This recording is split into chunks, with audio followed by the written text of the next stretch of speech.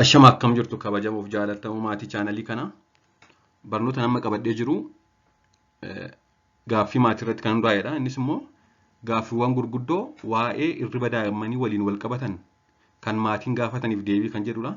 Keessumaa gaaffilee gurguddoo shanan maatiin yeroo hirribaa yookaan haala hirriba daa'immanii yookaan rakkoo hirriba daa'imman waggaa muraasa yookaan ji'a muraasa jalqabaa agarsiisan irratti kaasanidha. Mee akka armaan gadiitti hordofaa. Inni jalqabaa gaaffiin yeroo hedduu ka'u ji'a muraasa jalqabaa daa'imman maaliif sa'a dheeraa walitti fufinsaan osoo hin dammaqin hin rafan maaf ammaa ka'u maaf hirriba jeeqamaa hirriba amala dhabu waan akkasii baay'isu kan jedhudha. Yeroo hedduu haalli hirriba daa'immanii kan ji'a 3 jalqabaa kan boqonnaa hin qabne kan walitti fufinsa hin qabnee fi maatiif kan baay'ee rakkisaa ta'edha. Yeroo hedduu ji'a 3 booddeedha kan haalli hirriba daa'immanii xiqqoo fooyya'aa deemu. Kanaafuu ji'a 3 jalqabaa kan boqonnaa hin qabne kan walitti fufinsa hin qabnee fi xiqqoo rafu amma akkasumas immoo amala dhabuu wanti kun koomedha jechuudha ji'a 3 jalqabaa.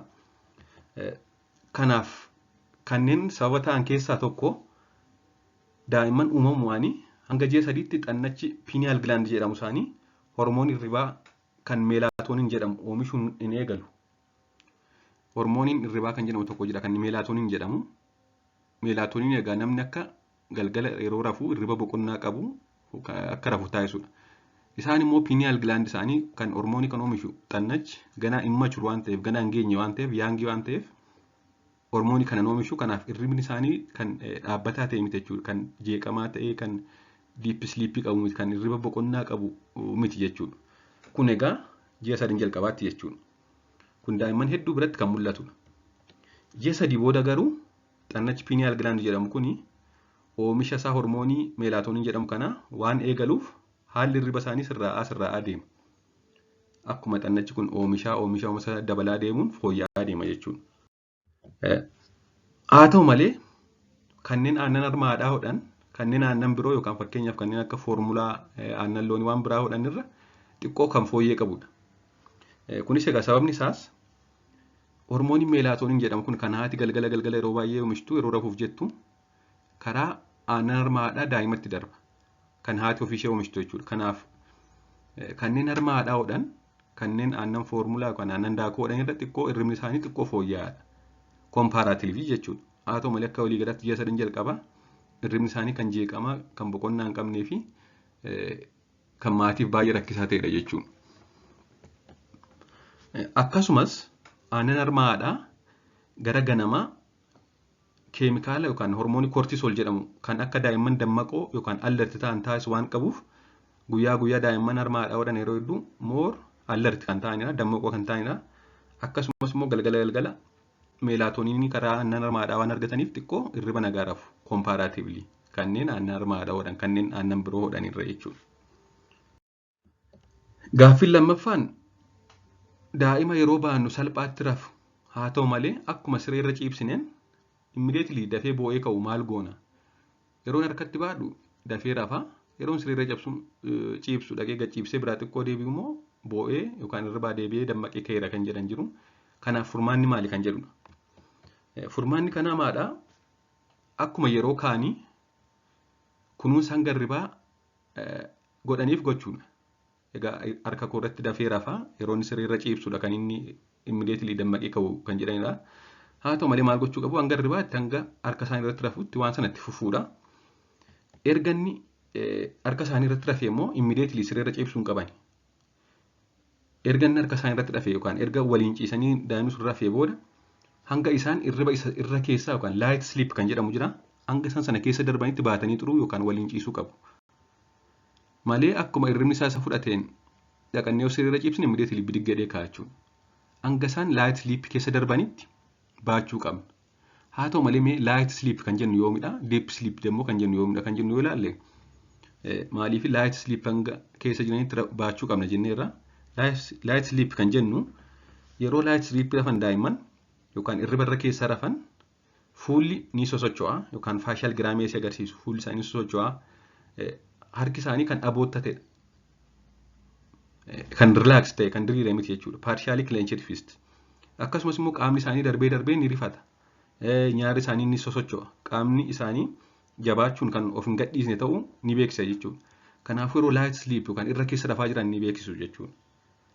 Egaa yeroo isaan akkas irra keessa rafaa jiran kana still sireera ciibsuu hin qabnu, baannee maturuu qabna. Yoom kan raffisuu qabnu yeroo isaan deep sleep sadarkaa sana ga'anidha. Erga uffata isaanii check goone, uffata isaan uffatanii rafan kan hin qorrine ta'uuf akkasumas kan baay'ee hin ho'ine ta'uu qaba. Baay'eetti bulluqnaanis baay'eetti qorrinaanis isaan jeeqa waan ta'eef hirribaa isaan dammaqsa waan ta'eef uffata isaan uffatanii rafan kan hin qorrine kan baay'ee hin ho'ine kan ittiin baay'inne ta'uusaa check goone harka keenya irratti rafee jira yoo ta'e yeroo isaan hirriba cimaa keessa seenan yookaan deep sleep seenan geessinee sirriirra ciibsina jechuudha. Mee deep sleep yeroo seenan yookaan hirriba deep keessa yeroo galan amala akkamii agarsiisuu jenne fuulli isaanii sosochii kan hin qabne motionless face kan jedhamu amala akkasii agarsiisu. Argansuu dhaabbataaf tasgabbaa regular breathing kan ta'e qabaatu. Nyaarri ijaa isaanii kan hin sosochoone yookaan kan hin targabaggamne ta'a jechuudha. Akkasumas immoo harki isaanii ni banama, qaamni isaanii of gadhiisee lallaafaa kan ta'e ta'a. Yeroo kana geessinee dhannee raffisuu dandeenya jechuudha. Yeroo kana raffisnaan hirribaan ka'an. Rakkoon guddaan maadhaa? Akkuma isaan harka keenya irratti rafaniin geessinee yeroo sirriirra ciibsinu immediately ni dammaqu jechuudha. Kanaafuu light sleep yookaan hirriba sirra keessa darbanii hanga isaan deep sleep ga'anitti baannee turuu qabna. Furmaan isaas kanadha jechuudha. Gaaffiin sadaffaan daa'imni koo guyyaa baay'ee rafaa halkan garuu hirriba hin qabu kan jedhudha.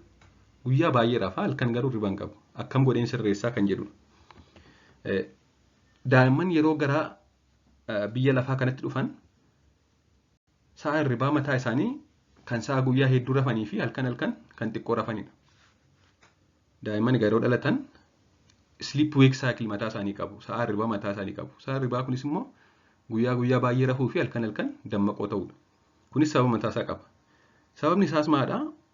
Yeroo gadameessa haadhaa keessa jiran guyyaa haati hojiif yookaan guyyaa ganamni sosocho'aa haati hojiif asiifachii waan sosochootuuf sosochiin haadhaa kun akkamitti fiil godhu daa'imman gadameessa haadhaa keessa jiranii akka waan shururuu jedhamaa jiranitti akka waan ururfamaa jiranitti waan fiil godhaniif guyyaa baay'ee rafaa oolu. Sosochiin haadhaa kun akka waan ururfamaa jiranitti fiil godhu. Akka waan isaan raffisuuf kunuunsaa jiranitti sosochoosaa jiranitti fiil godhu waan ta'eef guyyaa baay'ee rafu jechuudha gaafa gadameessa haadhaa keessa jiran.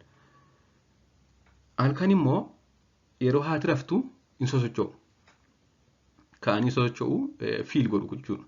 Fetal quickening kanaafuu haadholiin yeroo hedduu halkan kan sosochii mucaa caalmaan dhaga'an guyyaa caalaa. Sababni isaas guyyaa baay'ee rafu. Haati yeroo sosochootu waan isheen rafettee sossobaa jirtutti fakkaata waan ta'eef guyyaa baay'ee rafanii halkan dammaqoodha. Amala kana qabatanii dhalatu yeroo dhalatan. Guyyaa baay'ee rafaa halkan dammaqoo ta'a. Kanaafuu daa'imman egaa akka dhalataniin ji'a muraasa jalqabaa guyyaa baay'ee rafanii halkan dammaqoo ta'anii dhalatu. Amala kanatti fufuu jechuudha. Kanaaf yeroo hedduu guyyaa rafu. Kana jijjiiruuf yookaan reverse gochuuf immoo haati maal gochuu qabdi? Guyyaa garaagarummaa sa'a lamaan dammaqsitee harma hoosisuu. Sa'a lamaan dammaqsitee yeroo harma hoositu continuously akka sa'a dheeraa rafne goote jechuudha guyyaa ijaan ilaalaa sobsiisuu. Guyyaa qaama sukkuumuu fi yookaan maasajii kan jedhamu qaama sukkuumaa sobsiisaa. Akka isaan guyyaa sa'a dheeraa walitti fufinsaan hin rafne gochuun guyyaa gaafa dadhabaa turan galgala akka isaan rafan taasisa jechuudha. Akkas gochuun barsiisuun baay'ee murteessaadha. Gaaffiin arfaffaan maadhaa? Daa'imman osoo hirribni isaanii dhufee jiru garuu rafuu didan yookaan rafuu didanii amala dhaban baay'ee jeeqan maal goona kan jedhudha. Hirribni isaanii dhufeera dadhabanii jiru haa ta'u malee rafuurraa amala dhabu hin boo'uu rafuu taaggalu jechuudha. Hin diduu jechuudha rafuu. Kanneen akkasii akkam goonee raffisna kan jedhudha. Daa'imman humnaan raffisuun hin danda'amu yookaan kan yaadamu miti.